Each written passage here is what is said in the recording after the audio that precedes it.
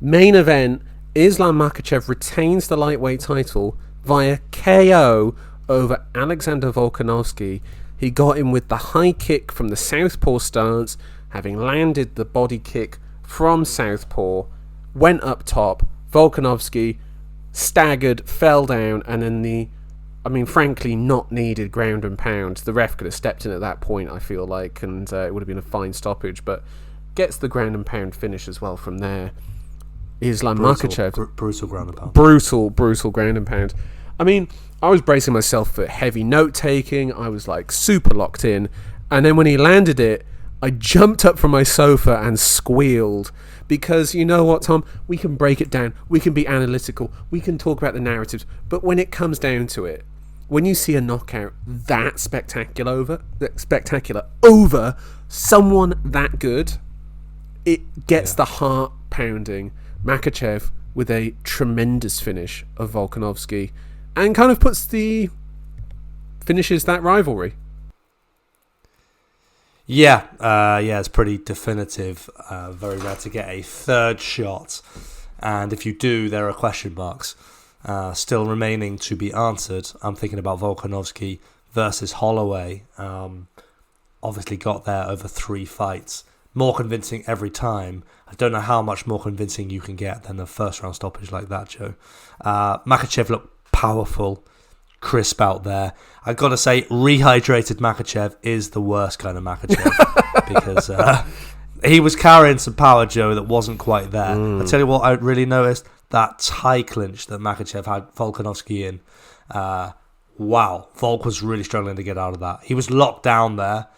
And I really felt like there was a strength and power mismatch in this first round. Yeah, I think that was pretty evident. Although I will give Volkanovski some credit, because I was, when Makhachev went for the takedown, he sort of like went in. He had to sort of double, and Volkanovski pulled him up, and he gave this thing of like, you ain't getting that on me. Went to the cage, backed up to the cage, and then Volkanovski went from the overhook and the underhook, and he got the overhook and went to the body lock, and then turned Makhachev to the cage and started pulling away at his leg like he did in the first fight. And in the first fight, when he did that, he then separated and then unloaded with strikes from there. But with this time, Makhachev just seemed to be happy to stay in that clinch position up against the cage, because as you saw, that sort of the hands sort of slipped up the back, went into the tie clinch from there, and there were some knees in there that I actually think were kind of the real setup to that KO finish. Do you know what I mean? Like it was the wear that came to the tear. There was another intervening moment between that sequence that you're discussing there, which also carried some weight for me. When Volkanovski had turned Makhachev back onto the cage, at which point you said Makhachev was quite comfortable there, of course, working on his tie clinch, it emerged. Volkanovski thought about a knee up top. He thought about trying to pull Makhachev down to his knee, and then he realised that's a long way down. Yes. And it kind of just really underlined the size mismatch between these two guys. And again, that goes into the same box with the strength and also power component. The size of Makhachev, these guys do not belong in the same weight class. I'm sorry, Alex, you thrilled us, but I just think it's a bridge too far. Really? For Alexander Volkanovski. You think 155 in general is too far for Volkanovski? No, I think Makhachev's a big lightweight. I think he could fight at 165. He's another one of those. That was the exact one I was going to say. He'd be the 165 champ. He'd be the 165 champ. He's right there. He's right there. For now, as a young guy, ultra disciplined, he's still able to make weight, but we know he suffers, and we know he needs all this extra time to rehydrate and, become completely oversized. I don't want to be the one to say weight bully. That accusation has been thrown out there, but he's a very, very big lightweight. And Volkanovski is a featherweight. Yes. So he's a featherweight who can obviously fight at lightweight. Because he's so good. Yes. Because he's so damn good. Yeah, the skill of Volkanovski makes up for the size disparity. And actually, I think against most of the top lightweights, and I'm talking about the guys that are ranked in the top 5, I would pick Volkanovski over all of them because of that skill quality. Maybe Gaethje's the one. Ooh, Dariush. Well, it might be Sarukian soon. With Dariush. Yeah, I don't fancy Volkanovski against Sarukian, and I really question him against Dariush as well. Oliveira. Yeah, Poirier and Oliveira. I would definitely look at Volkanovski there. Gaethje's an interesting one though, isn't he? Is this sort of like... It is. Yeah, it is. Let's actually go back to the finish itself, Tom, and what Makhachev did. Go on, Tom. Yeah, well, Joe, I think we're on to a very interesting subject already there, and that's the fact that we're excited for Volkanovski matchups. It's not over. It's not over. Don't be sad. Don't cry. Yes. There's a lot of potential for him at lightweight, but clearly the man was ready to get straight back to business and be ready for a featherweight matchup in January. His mentality is unvanquished. He'll take more than a head kick knockout in front of God knows how many thousands of people of a different denomination who don't like you and are very happy to see you gone. Yes. Volk is really just resolute. So, do you worry for him now again in a Topuria matchup? Oh, there's more on it. Joe, I mean, we've seen some steep come-offs in this sport. Suddenly, Volkanovski's 35 and coming off a head kick loss against a young killer in Ilia Topuria. It's a big fight to go into. Yeah, man. That's you'd fancy. Sorry, go on. You'd fancy a zombie. Or a Dan Hooker.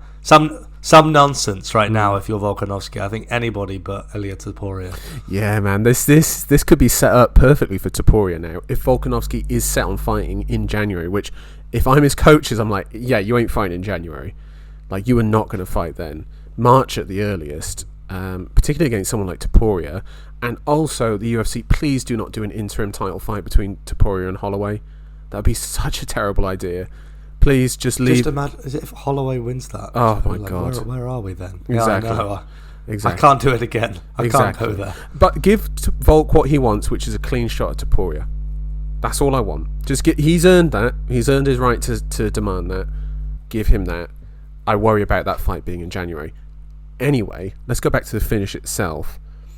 Do you know what was actually really impressive about it was that actually Volk didn't do anything wrong. Like, he had the right hand up. His guard was there. Yeah. The guard was there, and the left hand came across to block the body. So, like, he did the right thing, but Makhachev just blasted through it, and it was just a little bit over the top as well. Wasn't it? He really caught him flush on the top of the head. Yeah, on the temple, top of the side of the head. Yeah, on the temple. I don't even think Volk could have really put his hand any further else without it being exposed to another type. Joe, of shot. I tell you what it is. What? If Volk had lightweight hands, he'd have blocked that shot. Oh. He's just missing, a little bit of hand length, right. And he'd be fine. Yeah, if he had those huge Dustin Poirier hands, those big mitts, maybe he would have been able to block it. Look, I mean, there is a bit of somewhat revisionism coming from people already about this, going like, I told you a southpaw kicker would have been the issue for Volkanovski. But some people have actually come with the receipts, and I will give them some credit, including Ryan A. Wag MMA on Twitter, who retweeted something he posted in 2019, where he said, I think going southpaw would have been a good idea for Max from the beginning. Volk's game seems like it would be a tougher to play with the increased distance between their rear hands. That is tremendous analysis from the Max Holloway fight. The problem is that Islam Makhachev is not known for the striking complexity needed for something like that, and really a plan as simple as body head did for Volkanovski. Like, let me just throw out another name who's called for this type of finish against Volk. Mighty Mouse.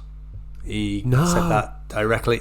Yeah, during his analysis of the first fight, he said that head kicks it's there. And we saw the damage that Islam was doing with the body kick in the first fight. Right. We referenced that. It's a big weapon for him, that open side kick as a southpaw, and See, now what I thought might have been an issue for Volkanovski is that when he's standing orthodox and then he throws the right hook to then switch into southpaw, that the left straight then, if Makhachev pulls away a little bit, he can sort of leave Volkanovski hanging in no man's land, and the left straight could come over the top of it.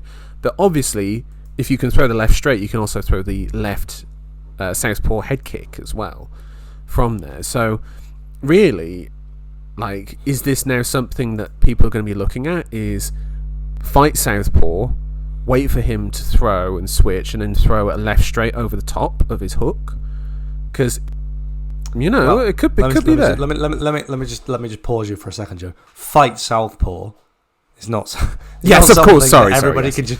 can do to that level, to that level, and especially with those weapons that Makhachev has. So I don't necessarily think it will be something we see. I don't think Volkanovski has been cracked. I don't think he's been fraud checked. Oh God no. I mean, but there are men with certain tools who yeah, of course they're going to take something from this fight. By the way, two thoughts that just popped into my head is that, do you know the fighter that I thought of who completely changed to a new stance for a rematch and it worked entirely? Was Amanda Nunes versus Juliana Pena 2, where she just moved southpaw and just hit her with a right hand lead hand hook and just got Pena every single time. Obviously, which then shows the disparity in quality. And also, what was the other thing I was thinking about was that actually, if he does stay down at featherweight, which I think he will for his next fight with Topuria, is that Topuria is an orthodox fighter with a sort of very low stance.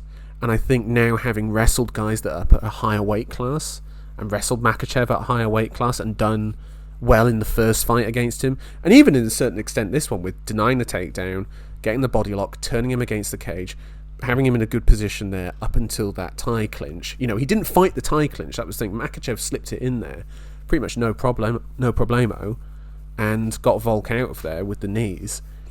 I think that Topuria, whilst being a incredibly difficult matchup, and particularly off this sort of finish, maybe if you look at the fundamentals of the matchup, might not be so bad for Volkanovski as what will probably be his swan song at 145. Let's look at Islam Makhachev. What's next? Atop the mountain, yeah. What do you feel like next? What do you think? I mean, the UFC, of course, wanted to make this fight against Oliveira. That hasn't been diminished in any way. We haven't lost something.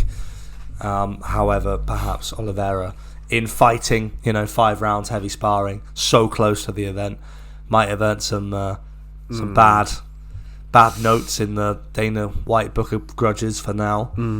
I mean, discussion about Gaethje, I don't know if I'm personally that enthralled by it. Gaethje it can come, but Gaethje can't beat him. He can't beat him. That's the thing. Come on, I'm not sure Charles can, but there's still a bit more intrigue on it than Justin. Yeah, I mean, I think out of the guys at lightweight, who are the ones that could really beat him, who are in a ranked position? I mean, Sarukian is the obvious one.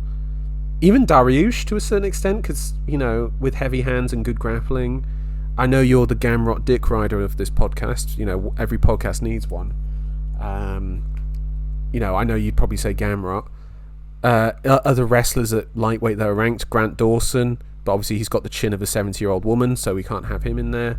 Fighting Makhachev now after that Bobby Green knockout loss. Well, so let me just issue a little correction for you there. Grant Dawson got dumped out of the rankings. You don't lose to Bobby King Green and stay in the rankings. Praise the Lord. Praise the Lord. So it's slim pickings. Look, I think it has to be Oliveira, doesn't it?